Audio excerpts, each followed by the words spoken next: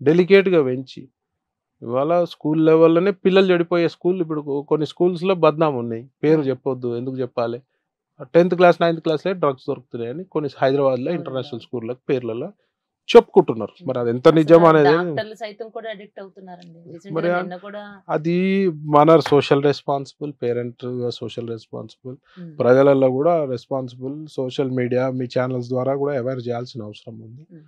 Government మాత్రం దీనిపై కఠినమైన చర్యలు తీసుకోవాలి. హ్మ్. రూట్ లెవెల్‌లో కట్ చేయాలి. ఎక్కడి నుంచి వస్తున్నాయి హ్మ్. అనేది రూట్ లెవెల్‌లో కట్ చేయాల్సిన అవసరం. అలాగే ఇక బెట్టింగ్ యాప్స్‌ల విషయానికొస్తే లక్షలు పోగొట్టుకొని వాళ్ళ జీవితాల్ని నాశనం అయినా చేసుకుంటున్నారు. మారతలేరు కదా! హ్మ్. మేము కాసినో రన్ చేసి నేనే చెప్తున్నా. వాడు హ్మ్. గెలవడురా చూద్దాంలా అని. హ్మ్. ఆయన కూడా జనాలు మార్పు రావాలి.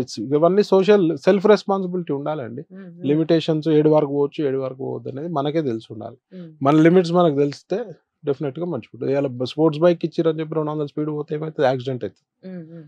సిటీలో 200 స్పీడ్ పోవద్దు. సిటీలో మెల్లగా పోవాలి. ఎక్కడ స్పీడ్ పోవాలి, ఎక్కడ నెగ్గాలి, ఎక్కడ తగ్గాలో తెలుసుకోవాలి ప్రతి ఒక్కరు.